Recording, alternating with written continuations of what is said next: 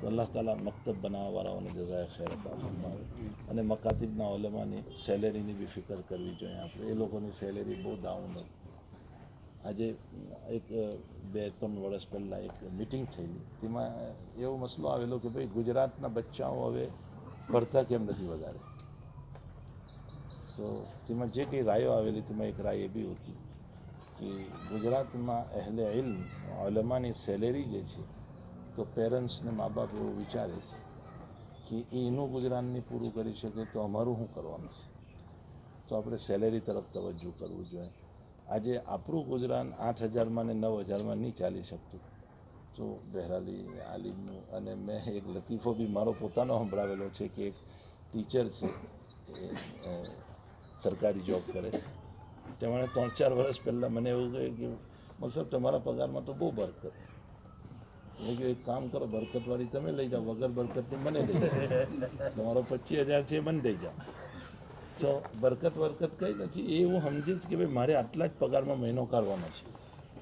એટલે એ બિચારો થોડા કદમ ઉઠાવે કે મારે 5,000માં 7,000માં 8,000માં મહિનો કાઢવાનો છે. તો એ બરકતનો મસલો નથી. મસલો એ છે કે એ પોતાની ચાદર જેટલી લાંબી છે એટલા જ પગ થયો. તો આપણે ઓલમાના તનખા તરફ, એ લોકોની સેલેરી તરફ બહુ તવજ્જો. તકરીરો તો બહુ થઈ રહેલી છે પણ તવજ્જો કોઈ નથી કરી રહેલી. ન કોઈ મસ્જિદવાળા, ન કોઈ મદરસાવાળા, મકતબવાળા, કોઈ તવજ્જો નથી કરી રહેલું. તો આપણે એ તરફ કદમ ઉઠાવવો જોઈએ. અમારા રશીદભાઈ આજે જ મને એક મેસેજ મોકલેલો છે, બહુ સારો છે, મને લખેલો છે. હવે એ સિલસિલામાં આપણે ઉલમાની તનખા તરફ તવજ્જો કરવું જોઈએ. અલ્લાહ તાલા જે લોકો બી દે એ લોકોને જઝાય ખૈર અતા ફરમાવે.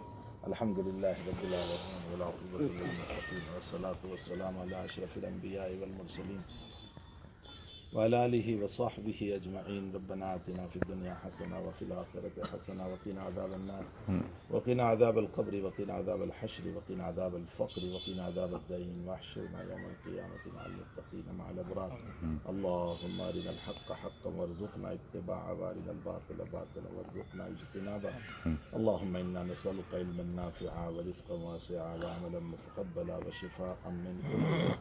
اللهم إنا نعوذ بك من علم لا ينفع وقلب لا تخشع ونفس لا تشبع ودعاء لا يستجاب له. اے اللہ ہم سب کے گناہوں کو معاف فرما. اللہ اس مبارک مہینے میں ہماری مغفرت فرما. ہمیں اپنی رحمت کی چادر میں ڈھانپ لے. اے اللہ بخششوں کی چادر میں ڈھانپ لے. اے اللہ جن لوگوں نے اس عمارت کو قائم فرمایا ان کو آخرت میں بہترین بدلہ